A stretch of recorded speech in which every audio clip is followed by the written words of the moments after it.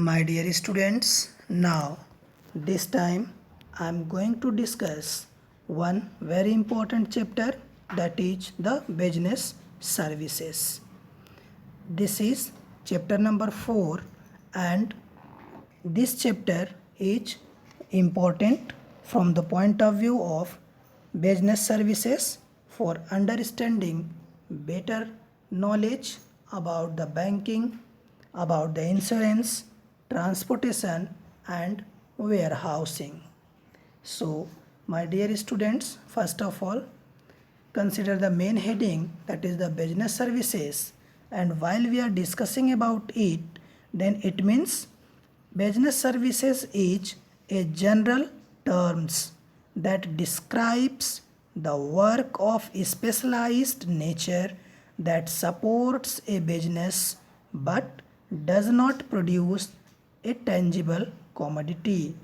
अगर आप इस लाइन को केयर करो तो कहने का सेंस यहाँ पर ये है कि एक ऐसी एक्टिविटी जो टेंजिबल गुड्स को प्रोड्यूस ना करे बट एक सपोर्ट सर्विस हो, बिजनेस के लिए एक असिस्ट करे, बिजनेस को असिस्ट करे, आगे ग्रो करने के लिए सपोर्ट करे.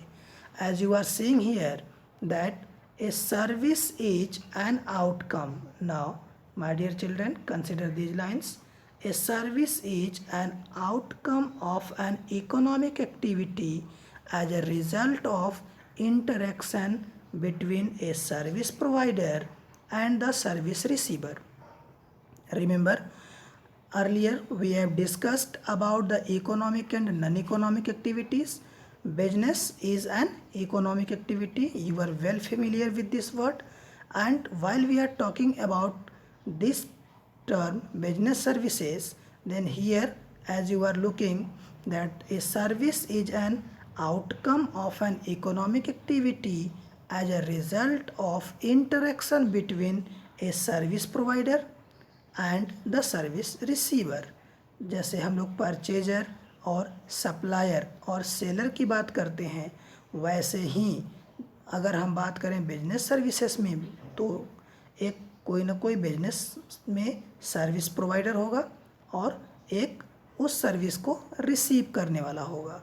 जैसे अगर मैं आपको एग्जांपल ट्रैवल एजेंसी का दूं तो ट्रैवल एजेंसीज़ में अगर आप देखो तो एक तो जो एजेंसी का ओनर है he is the service provider, लेकिन अगर वहीं जो फैसिलिटीज ले रहा है तो वो आपका क्या हो जाएगा, रिसीवर हो गया. It provide satisfaction of wants. अब अगर सर्विस रिसीवर और सर्विस प्रोवाइडर के बीच को हम देखें तो जो सर्विस को रिसीव करने वाला होगा वो सर्विस को कंज्यूम करने के बाद, उसको यूटिलाइज करने के बाद उसको क्या होगा, उसकी जो ज़रूरतें हैं वो पूरी होंगी. People demand different types of services to satisfy their needs. देखो, as per the requirement, as per the needs of customers, लोगों की अपनी अलग अलग ज़रूरतें हैं, उन ज़रूरतों के अकॉर्डिंग टू वो अपनी ज़रूरतों को पूरा करने के लिए अलग अलग डिमांड करते हैं सर्विसेज की. और अगर हम सर्विसेज की बात करें तो देखो एक एग्जांपल से आपको मैंने समझाने की कोशिश की है.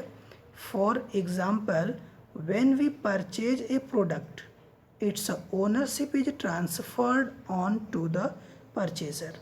If we hire taxi then the charge to him is the value of service received.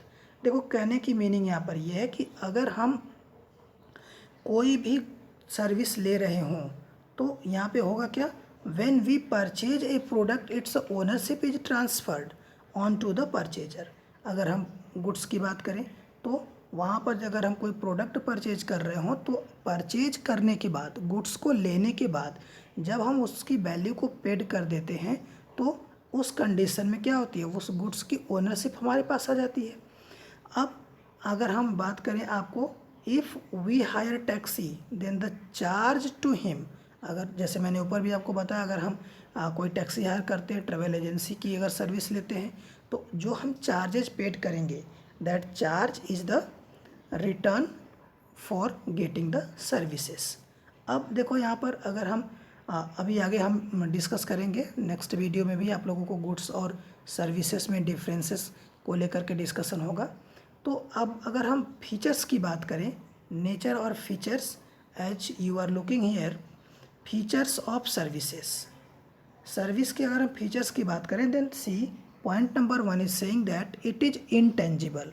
जैसे अगर आप कोई सर्विस ले रहे हो तो वो सर्विस क्या है, वो हमारी इनटेंजिबल है, मीन्स हम उसको देख नहीं पाते, only we can feel it, only we can experienced about the services.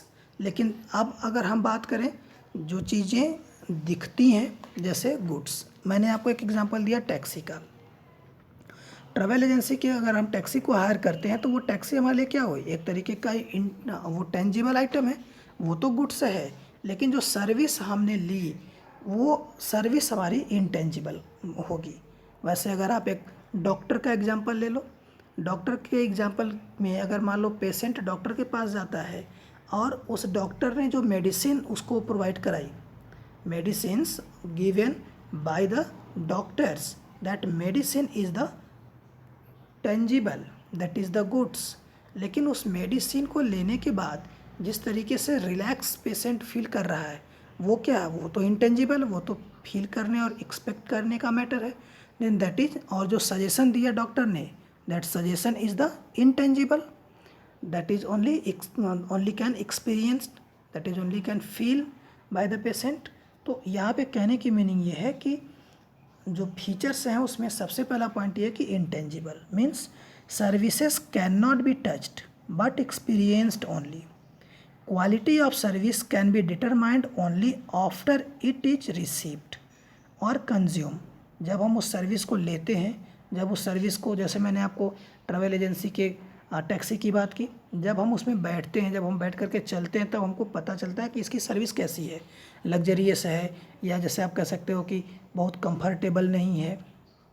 तो उसी तरीके से आप एक डॉक्टर का जो मैंने एग्जांपल लिया उसको भी आप ये कह सकते हो कि जो भी उनका सजेशंस था, how much it is effective for the patient, अच्छा था या नहीं, means after consuming the service we can understand.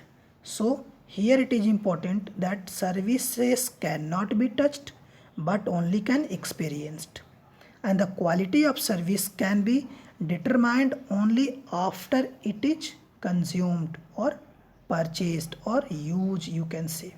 Okay, now consider the next point, inseparability। inseparability की अगर हम बात करें then the presence or available or the presence of the customer is required and his interaction with the process of providing services has to be managed। देखो कहने की meaning यहाँ पर ये है, पहले तो आप इंसेपरेबिलिटी की मीनिंग समझ लो। सेपरेबिलिटी एंड इनसेपरेबिलिटी मीन्स यहाँ पर जो कस्टमर है उसको हम सर्विस से अलग नहीं कर सकते, इसीलिए मैंने आपको लाइन बोली द प्रेजेंस मीन्स अवेलेबल होना चाहिए किसको, customers, means the presence of the customer is required and his interaction, his और her interaction with the process of providing services has to be managed.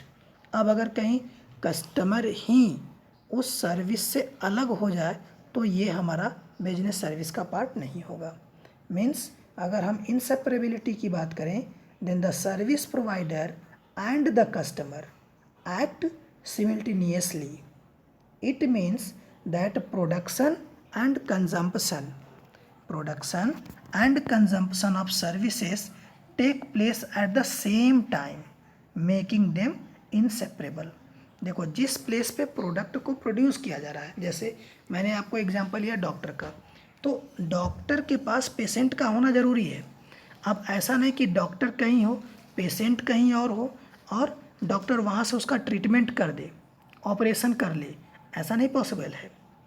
कहने की सेंस यहाँ पर ये है कि डॉक्टर और पेशेंट अगर दोनों अलग अलग हो, जैसे देखो मैंने एक एग्जांपल लिया, टीचर को ले लो, टीचर और जो स्टूडेंट हैं, जनरली अगर इनको अलग कर दिया जाए, दूर दूर कर दिया जाए, बीच में कोई मीडियम ना हो कम्युनिकेशन का, तो क्या ये पॉसिबल है टीचिंग? पॉसिबल नहीं है। कहीं ना कहीं या तो वो फेस टू फेस हो या कहीं ना कहीं वो मीडिया के थ्रू जुड़े हों जहाँ पर कि वो एक दूसरे को कम्युनिकेट कर सकें।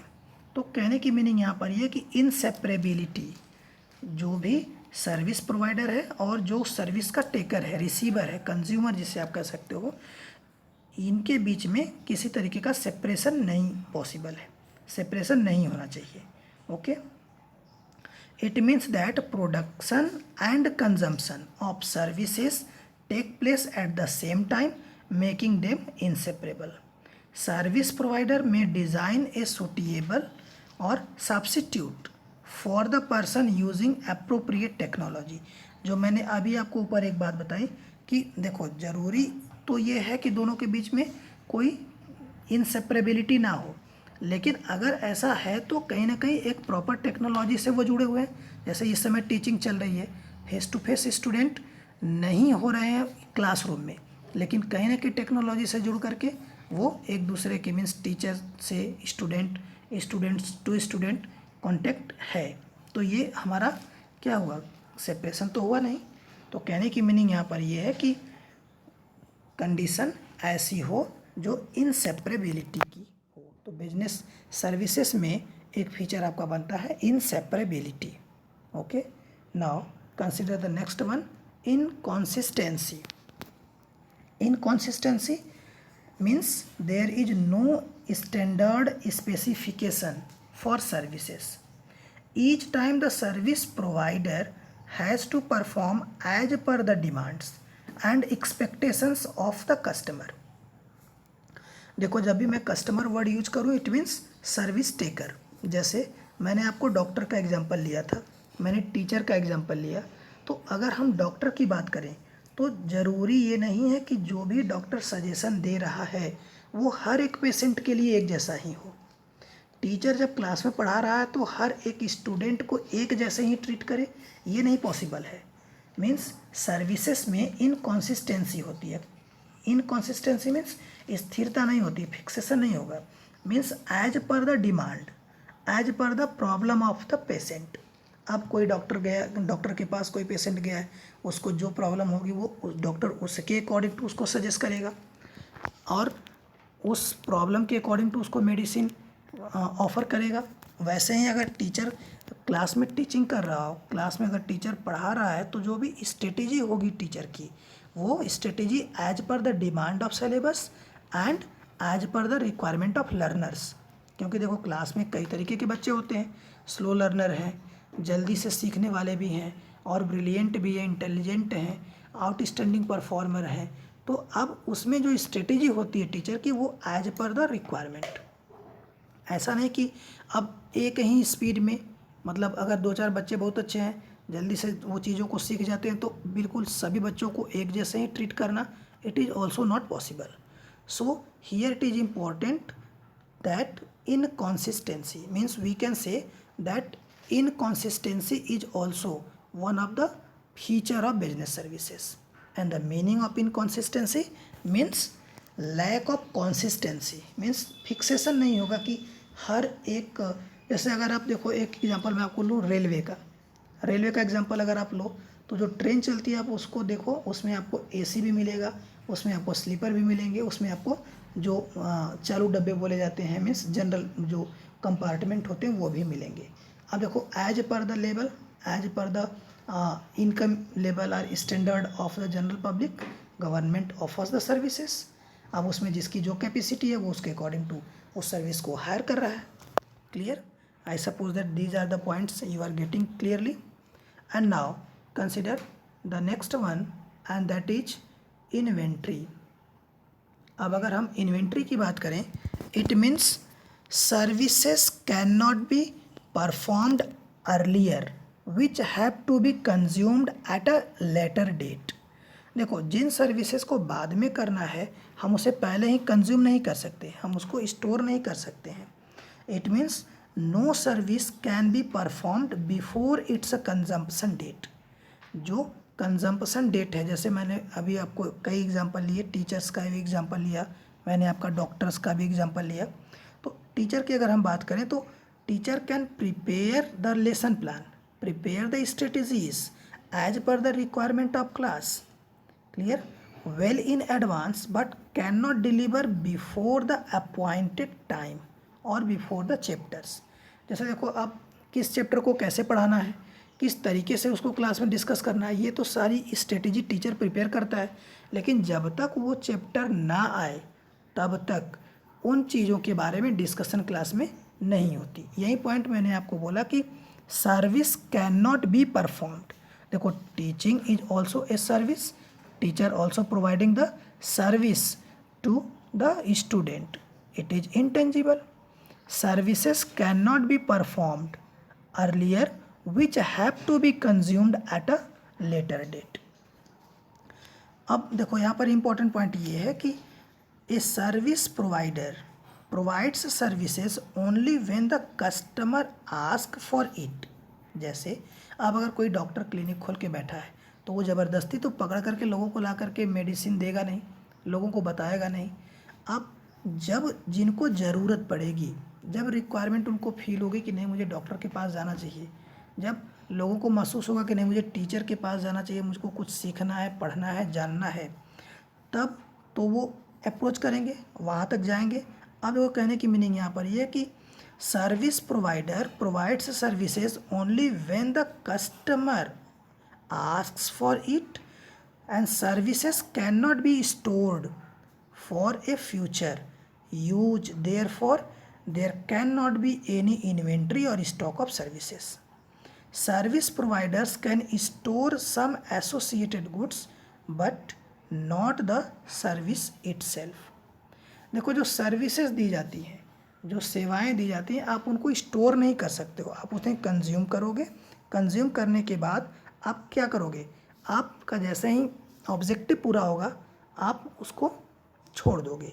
मीन्स अगर हम आपको देखो एक टिकट का एग्जांपल लें, अगर आपने एक टिकट ली, मान लो ट्रेन का टिकट ले लिया आपने, अब टिकट लेने के बाद आप करोगे क्या, मीन्स बिफोर ट्रेवल डेट आप उस टिकट को तो बुक करा लिए ट्रेवलिंग के डेट के पहले ही, but can enjoy the train only on the date.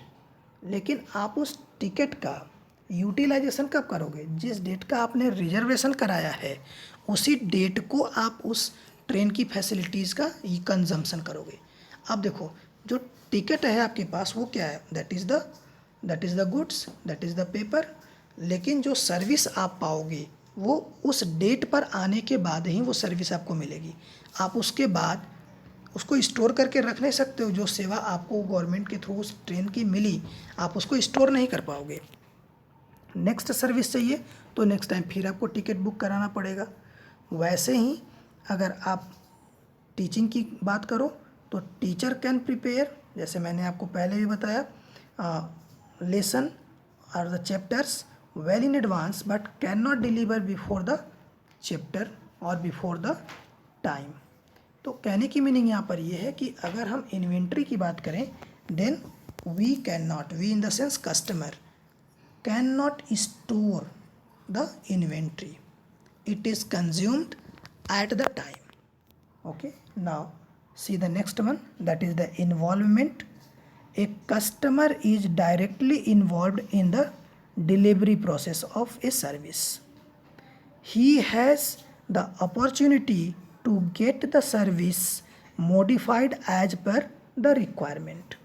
अब देखो, कहने की मीनिंग यहाँ पर यह है कि अगर कहीं इन्वॉल्वमेंट नहीं है, customer is directly involve in the delivery process of a service, जो भी सर्विस की प्रोसेसिंग है उसमें कस्टमर और द फैसिलिटीज़ रिसीवर और द टेकर, उसका जो पार्टिसिपेशन है, जो उसका इन्वॉल्वमेंट है वो डायरेक्टली है। Understand, the participation of the customer is the service, in the service delivery process is must. Means ऐसा नहीं कि आप उस इन्वॉल्वमेंट में ना हो, मीन्स जो कस्टमर है वो बिजनेस में इन्वॉल्व ना हो या बिजनेस सर्विसेज को ना ले रहा हो, और अगर कहीं वो चाहे कि बिजनेस सर्विसेज उसको रिसीव हो जाए तो ऐसा पॉसिबल नहीं है। इन्वॉल्वमेंट की अगर हम बात करें then as a result customer can get the services modified according to the specific requirements.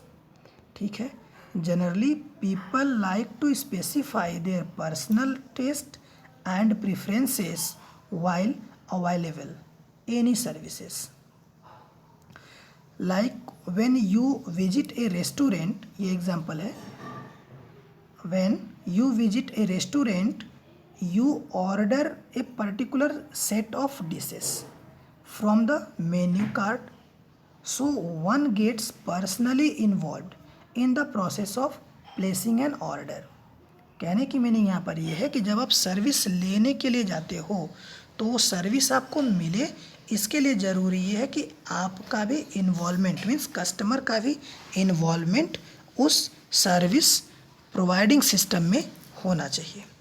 Individuals can select the mobile bill plan as per their requirement. Students can discuss their individual problems in revision classes. ये सब कुछ examples हैं.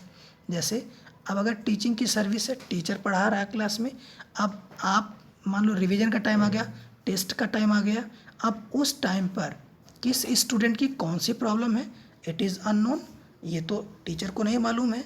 लेकिन अगर individual student अपने problem को solve करना चाहे तो उसे इंडिविजुअली क्या होना पड़ेगा, इन्वॉल्व होना पड़ेगा उस प्रॉब्लम सॉल्विंग में, उस रिवीजन में. Clear? So these are the important features related with the business services. And now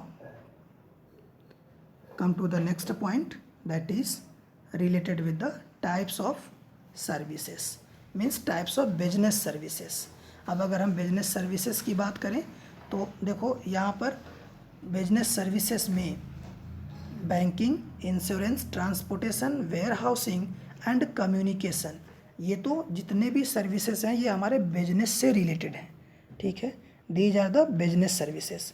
लेकिन कुछ सर्विसेज ऐसे भी हैं जो एक्सेप्ट बिजनेस, जैसे आप कह सकते हो कि social and individual services, means अगर हम एनजीओ को देखें तो कुछ एनजीओज़ भी होते हैं जो सोसाइटी के लिए वर्क करते हैं. ओके, और इसके साथ ही साथ अगर हम बात करें ट्रैवल एजेंट की, या जैसे मैंने आपको अभी ऊपर एक एग्जांपल बताया रेस्टोरेंट वगैरह की, तो ये भी कहीं ना कहीं होटल और मोटल सर्विसेज जो भी हैं ये इंडिविजुअल सर्विसेज और सोशल सर्विसेज के पार्ट बनेंगे.